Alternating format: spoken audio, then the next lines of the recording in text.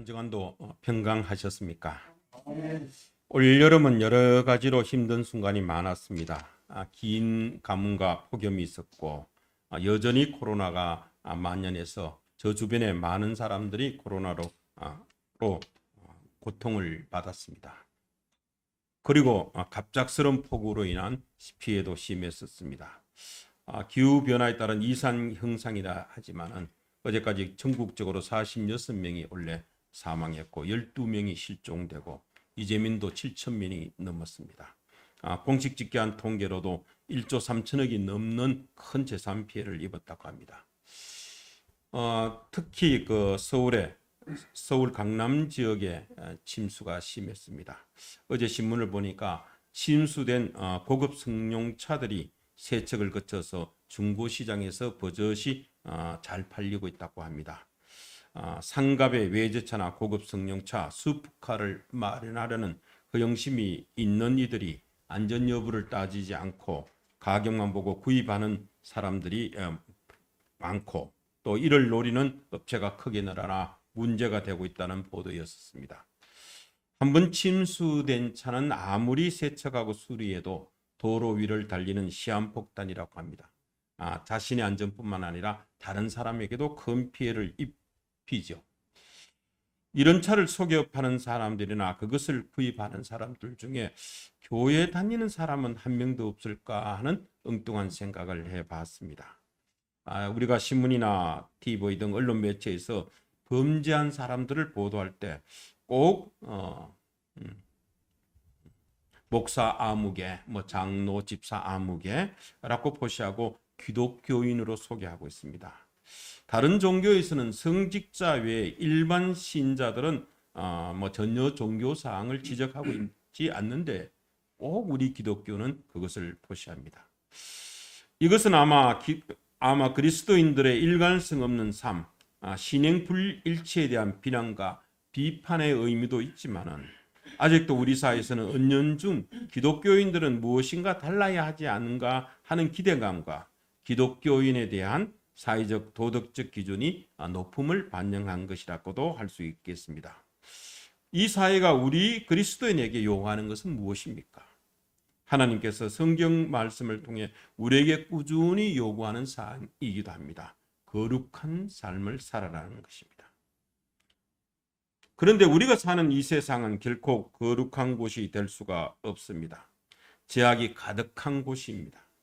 여기에 사는 우리에게 하나님은 왜 이렇게 어려운 거룩한 삶, 구별된 삶을 요구하는 것일까요? 그 이유를 오늘 우리가 읽은 성경 본문에서 세 가지로 말씀하십니다.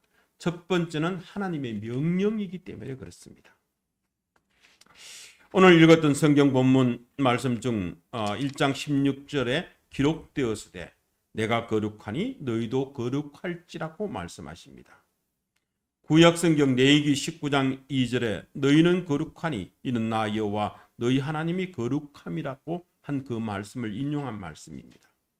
레위기 20장 7절과 8절에서도 너희는 스스로 깨끗하게 하여 거룩할지어다. 나는 너희의 하나님 여호와니라. 너희는 내 규례를 지켜 행하라. 나는 너희를 거룩하게 하는 여호와니라고 거듭거듭 우리가 거룩하라고 말씀하시고 이것은 우리가 지켜야 할 규례이고 명령이라고 말씀하십니다. 내가 거룩하니 너희도 거룩하라는 것은 하나님의 준엄한 명령이십니다. 창조주 하나님의 명령에 순종하는 것은 우리 피조물된 우리 인간, 즉 성도들의 의무고 성도의 본분입니다. 그런데 하나님이 뭐라고 명령하셨습니까? 내가 거룩하니 너희도 거룩하라고 명령하십니다. 하나님께서 거룩하시기 때문에 우리도 거룩해야 한다는 것입니다. 하나님이 거룩하신데 왜 내가 거룩해야 합니까? 이건 너무 독선이지 않겠습니까? 우리가 어떻게 거룩할 수 있겠습니까? 이렇게 생각할 수도 있겠습니다. 그런데 사실 이 하나님의 말씀을 듣고 이 명령을 이행하려는 우리는 참 부담스럽습니다. 내 자신을 곰곰이 생각하고 둘러봐도 온통 죄악투성이고 행실 또한 부끄러운 것이 많은 죄인인데 어떻게 하나님을 닮은 거룩한 존재가 되어라고 하니 이 어디 가당한 말씀입니까? 하는 생각이 듭니다. 우리가 존경하는 다윗도 내가 죄악 중에 출생하였으며 모친이 죄 중에 나를 잉태하였다고 시편 51편 5절에서 고백하고 있고, 사도 바울도 로마서에서 모든 사람이 죄인이요 의인은 하나도 없다고 했었습니다. 그런데 우리가 어떻게 거룩할 수가 있겠습니까? 우리말 국어사전에는 거룩하다는 뜻은 뜻이 매우 높고 위대하다, 매우 성스럽고 위대하다고 나와 있습니다.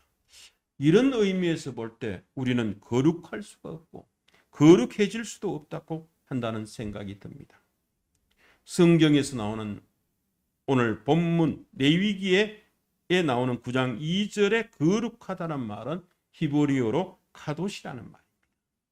그 뜻은 구별하다, 분리하다라는 의미로 사용됩니다. 하나님께서는 우리에게 악한 행실이 없이 의인처럼 살아라는 의미보다 이제 너희는 하늘나라 백성이 되었으니 내 자녀가 되었으니 세상의 백성들과 구별된 나의 백성으로 깨끗한 마음을 가지고 살아라는 말씀입니다. 베드로 전서에 나오는 거룩한이라는 헬라어로 하기오스라는 단어를 쓰는데, 이 단어의 어원적 의미는 다르다, 구별되다라는 뜻입니다. 거룩한 사람은 성스럽고 별난 사람이 아니라 질적으로 다른 사람이라는 말입니다. 우리가 예수님을 온전히 닮은 상태를 거룩한 상태라고 말합니다. 이것은 섬기는 삶, 이타적인 삶을 말하기도 합니다. 남을 위해 사는 삶, 주님의 말씀대로 사는 삶, 더 쉬운 말로 하면 손해보는 삶, 남들 보기에 바보 같은 삶을 사는 것을 하나님께서는 거룩하다라고 구별됐다고 말씀하십니다. 15절에서 하나님이 우리를 부르셨다고 했습니다. 하나님이 우리를 부르셨다는 것은 아무개야, 을종아 이렇게 이름만 부른다는 뜻이 아닙니다. 하나님께서 나를 부르셨다는 얘기는 하나님과 나 사이에 새로운 관계가 성립되었다는 말입니다. 하나님이 나를 부르신 결과 하나님은 나의 아버지가 되셨고 나는 하나님의 자녀가 된 것입니다. 이것이 하나님이 우리를 부르신 목적이고 결과입니다. 그런데 성경은 말씀합니다. 아버지가 거룩하니 자녀도 거룩해야 되지 않겠느냐라고 말합니다. 이것이 순리라는 것입니다. 아기가 아버지를 안 닮고 어머니도 안 닮으면 그것은 보통 문제가 아닙니다. 자녀를 낳았으면 그 자녀는 부모를 닮는 것이 순리고 하나님의 창조 원리입니다. 저도 아들을 키울 때 그 자식이 나를 닮은 구석이 있으면 참으로 기쁘고 좋아하는 경험이 있습니다. 우리의 아버지는 하나님이십니다. 우리를 부르셔서 자녀로 삼아주셨기 때문입니다. 그러므로 자녀인 너는 아버지인 나를 닮아야 된다. 아버지인 내가 거룩하니 너희도 거룩해야 한다라고 하나님께서 말씀하십니다. 이것이 우리가 거룩할 수밖에 없는 첫 번째 이유입니다. 두 번째, 하나님은 우리의 행위를 심판하실 것이기 때문입니다. 17절에 그 두 번째 이유로 외모로 보시지 않고 각 사람의 행위대로 심판하신 이를 너희가 아버지라고 부른 적, 우리가 아버지라고 부르는 그 하나님은 심판하시는 이라고 했었습니다. 그런데 외모를 보고 심판하는 것이 아니고 각 사람의 행위대로, 행실대로 심판하신다고 했습니다. 여기서 각 사람의 행위라는 것은 하나님의 자녀로서 그분을 얼마나 많이 닮았는가를 말합니다. 거룩하신 하나님께서는 우리가 얼마나 아버지인 그분을 닮아 거룩하게 살았는지 그 행위를 보시겠다는 겁니다. 우리의 하나님 아버지께서는 단순한 아버지만 되시는 것이 아니라 마지막에 자녀인 우리가 얼마나 아버지처럼 거룩한 삶을 살았는지 심판하시겠다는 얘기입니다. 그러므로 우리는 마땅히 거룩한 삶을 살아야 합니다. 17절 후반에 너희는 나그네로 있을 때를 두려움으로 지내라고 말씀하십니다. 두려움으로 지내라는 말은 긴장감을 풀지 말라는 말입니다. 하나님께서 장차 우리에게 거룩한 삶을 살았는지 심판하실 것이기 때문에 이 땅에서 긴장을 풀지 말고 아버지처럼 거룩하게 살아라는 말씀입니다. 세 번째 이유는 우리가 예수님의 피로 구원받았기 때문입니다. 18절 19절에서 이렇게 말씀하고 있습니다. 너희가 알거니와 너희 조상이 물려준 헛된 행실에서 대속함을 받은 것은 은이나 금같이 없어질 것으로 된 것이 아니요 오직 흠없고 점없는 어린 양 같은 그리스도의 보배로운 피로 된 것이라고 말씀하셨습니다. 우리는 예수님의 피로 구원을 받았습니다. 예수님이 우리를 사랑하셔서 우리 때문에 고난을 받으셨습니다. 그리고 우리 때문에 자기 생명을 버리는 희생을 치르셨습니다. 이 사랑과 고난과 희생의 과정을 통해서 우리를 구원해 주신 것입니다. 그런데 성경을 보면 예수님께서 보배로운 피를 흘렸으면서 우리를 구원해 주실 때 우리에게 원하는 것이 있었습니다.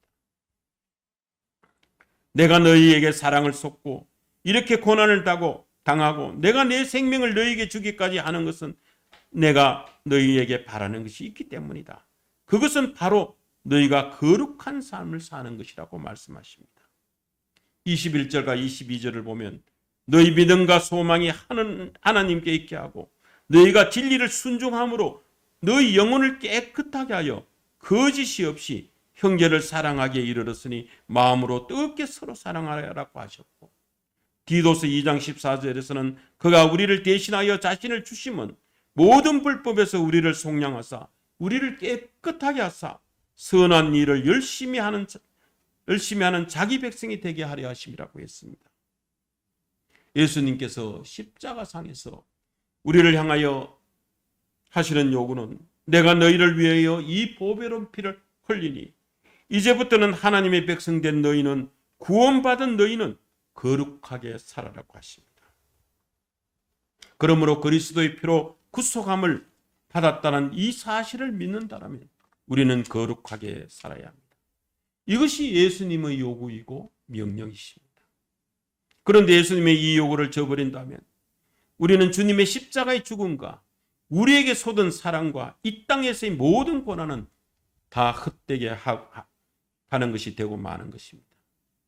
이것이 우리가 세상과는 구별된 죄와는 분리된 거룩한 삶을 살아야 되는 마땅한 이유입니다. 자, 그러면 우리가 이 땅에 사는 우리는 거룩한 삶을 살기 위해서 가져야 할 자세는 무엇이고 구별된 삶을 살기 위해서는 우리가 어떻게 해야 됩니까? 13절과 15절에 베드로는 이렇게 말씀하고 있습니다. 첫 번째, 베드로는 우리의 마음의 허리를 동이고 근신하여 우리에게 가져다 주실 은혜를 온전히 바라라고 13절에서 말씀하고 있습니다. 허리를 동이라는 말은 유대인들은 헐렁한 이 통으로 짠 옷을 입었기 때문에 달리거나 도망하거나 무슨 일을 시작할 때는 옷을 찢겨 올리고 허리를 끈으로 묶어야만 했습니다. 그래서 일하고 활동하는데 간편하게 했었습니다. 마찬가지로 우리의 마음의 허리도 동여야 합니다. 영적으로 날마다 준비하고 있으라는 말입니다. 어떤 영적인 사건이 일어난다 할지라도 그것을 능히 대처할 수 있도록 영적으로 단단히 준비하는 삶을 살아야 합니다. 거룩한 삶을 위해 마음의 준비를 단단히 해야 됩니다. 마음이 먼저 거룩해야 거룩한 삶을 살 수 있습니다. 마음의 허리를 동이고도 소망하는 자세를 지적함에도 충분한데 베드로는 근신하여라는 말을 덧붙여 준비태세를 강조하고 거기에 온전히까지 덧붙여 간절한 소망을 삼중적으로 강조하고 있습니다. 근신이란 말은 자기 절제를 가리킵니다. 이 말은 원래 헬라어로 네포라는 말로서 포도주나 독주를 마시지 않는 정신 상태를 말합니다. 그러므로 베드로는 술 취하지 말라고 명령합니다. 우리의 마음은 성령의 지배를 받아 술 취하지 않아야 근신할 수가 있습니다. 술 취하면 떠들썩하지요. 자제력을 잃고 맙니다. 균형을 잃습니다. 그러므로 근신하는 말은 조용하라, 절제하라, 균형을 맞추라는 말입니다. 이러기 위해서는 우리가 하나님의 지배, 성령의 지배를 받아야 합니다. 온전이란 말은 다른 것도 살피면서 그것을 보는 것이 아니라 오직 그것만 보아라는 것이 온전이라는 말입니다. 시간적으로는 끝까지라는 의미도 포함되어 있습니다. 장차 예수님께서 다시 이 세상에 오실 때 우리에게 주실 그 은혜, 천국의 소망, 그것만 끝까지 바라본다는 말입니다. 100m 달리기를 이 선수가 출발점에서 100m 전방에 있는 결승점을 바라보고 달리는 것처럼 분명하게 하나님께서 나에게 소망을 주셨다는 현실적인 감각을 가지고 확실한 것을 믿고 알고 바라보라는 것입니다. 주님 다시 오심을 잊지 말고 삶의 태도를 가다듬읍시다. 오늘 오실는지 모릅니다. 마음의 허리를 동입시다. 근신합시다. 소망을 잊지 말고 거룩한 삶을 살아야 합니다. 두 번째 14절과 15절에서는 이전에 쫓던 사욕을 본받지 말고 모든 행실에서 거룩한 자가 되라고 말씀하십니다. 14절에 너희가 순종하는 자식처럼 전에 알지 못하던 때에 따르던 너희 사욕을 본받지 말고 15절에 오직 너희를 부르신 거룩한 이처럼 너희도 모든 행실에 거룩한 자가 되라고 말씀하십니다. 이전에 알지 못한 때가 언제입니까? 하나님을 알지 못한 때를 말합니다. 그때는 우리가 베드로전서 4장에서 말씀한 것처럼 음란과 정욕과 술 취함과 방탕과 향락과 무법한 우상 숭배를 하여 이방인의 뜻을 따라 행하던 그때였었습니다. 그러나 이제는 과거의 그런 삶을 쫓지 말고 본받지 말라는 말입니다. 로마서 12장 2절에 너희는 이 세대를 본받지 말고 오직 마음을 새롭게 함으로써 변화를 받아 하나님의 선하시고 기뻐하시고 온전한 뜻이 무엇인지 분별하도록 하라고 하셨습니다. 성경에서 우리가 구원을 받았다는 말은 구원의 사건을 주심으로 그 이전과 그 이후의 삶이 달라졌고 그 삶이 단절됐다는 것을 말합니다. 갈라디아서 2장 20절에 내가 그리스도와 함께 십자가에 못 박혔나니 그런즉 이제는 내가 산 것이 아니고 내 안에 그리스도께서 산 것이라고 말씀하셨습니다. 고린도후서 5장 17절에도 그런즉 누구든지 그리스도 안에 있으면 새로운 피조물이라 이전 것은 지나가시니 보라 새 것이 되었다고 말씀하고 있습니다. 예수를 그리스도로 믿고 새로이 거듭난 새 창조물이 되었으니 이전의 생활들은 다 지나갔고 이제는 나와 상관이 없는 단절된 과거의 삶이라는 것입니다. 다시 본문 14절을 보면 전에 알지 못한 때에 따르던 사욕을 본받지 않는 것이 바로 거룩한 자의 삶이라고 말합니다. 우리가 구별되게 사는 것이 뭐라는 것이 뭡니까? 예수 그리스도를 알지 못한 때에 살던 그 삶을 더 이상 본받지 않게 되는 것입니다. 그런데 우리가 그리스도인이 되었다면서도 여전히 세속적인 삶이나 제약된 생활을 거리하고 그것을 지속적으로 행하는 사람들이 있습니다. 분명히 신부는 예수를 믿는 구별된 사람인데 아직도 세상적인 생활에 어떻게든 잘 적응해 보려고 애쓰는 사람이 있습니다. 그러나 성경은 이전의 삶을 계속적으로 살아서는 안 된다고 분명히 말씀하십니다. 이전의 삶은 거룩한 삶이 아니라 구별된 삶일 수 없기 때문입니다. 갈라디아서 6장 14절에서도 사도 바울은 이런 고백을 합니다. 내게는 우리 주 예수 그리스도의 십자가 외에 결코 자랑할 것이 없으니 그리스도로 말미암아 세상이 나를 대하여 십자가에 못 박히고 내가 또한 세상에 대하여 거리하니라. 내가 구원받는 그 순간 예수님 때문에 세상적인 것이 내게는 아무 의미가 없었다는 바울의 고백이 오늘 우리의 고백이 되기를 바랍니다. 그러면 우리가 거룩한 삶을 살려면 어떻게 했습니까? 결론적으로 나온 말씀은 22절과 25절을 중심으로 살펴보도록 하겠습니다.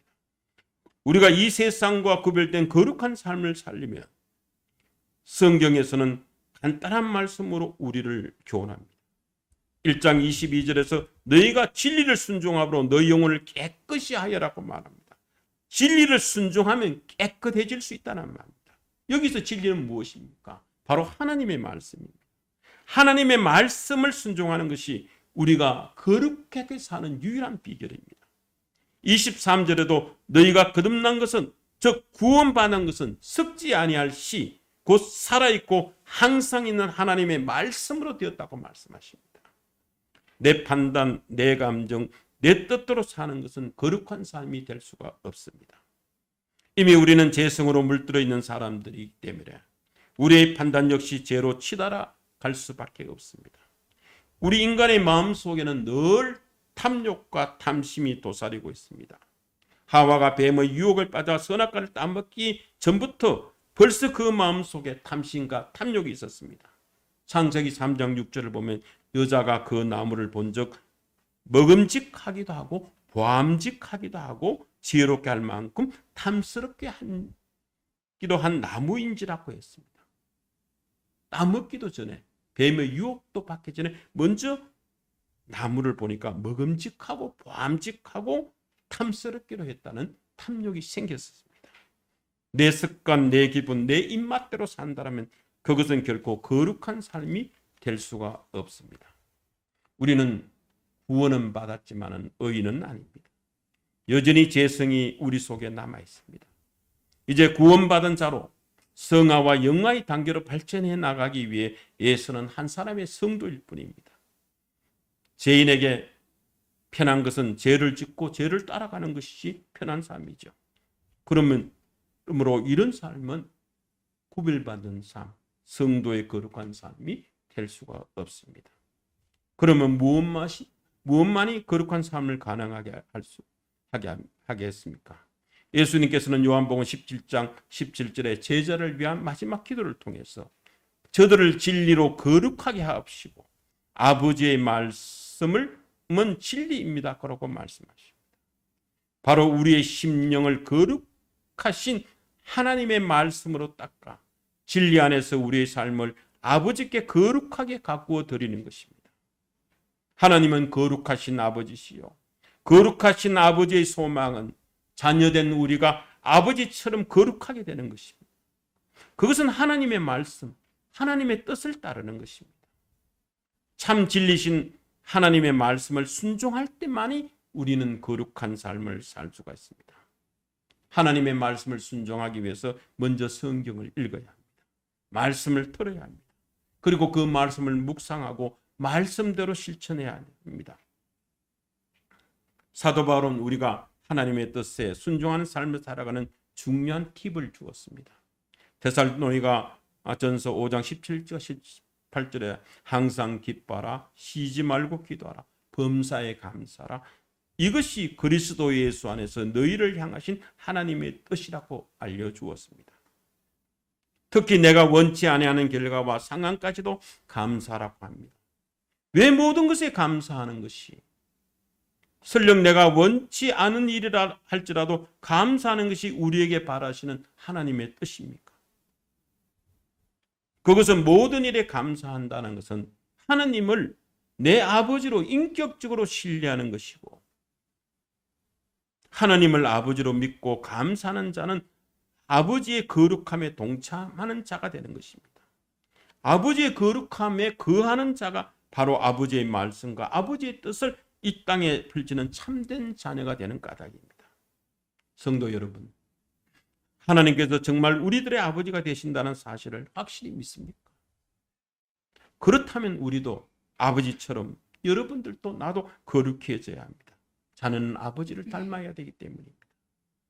예수님께서 나를 위해서 십자가에서 보배로운 피를 흘려주셨다는 사실을 확실히 믿습니까? 그렇다면 그 예수님이 십자가에서 흘리신 피를 헛되게 해서는 안 됩니다. 예수님이 나에게 요구하신 대로 선한 삶, 거룩한 삶, 구별된 삶을 살아야 합니다. 성령님께서 성도 여러분의 마음속에 계시는 것을 확실히 믿습니까? 지금 성령께서 내 안에서 소원을 갖고 계십니다. 내가 거룩하게 살기를 바라고 있습니다.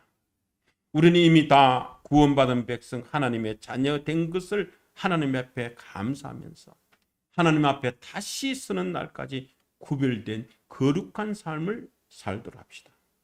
그래서 주님 앞에 서는 날, 아 그렇구나, 너는 참으로 이렇게 아버지를 많이 닮았구나, 참 기쁘다 하는 칭찬받는 성도 여러분이 다 될 수 있게 주님의 이름으로 간절히 소망합니다. 아멘. 기도합시다.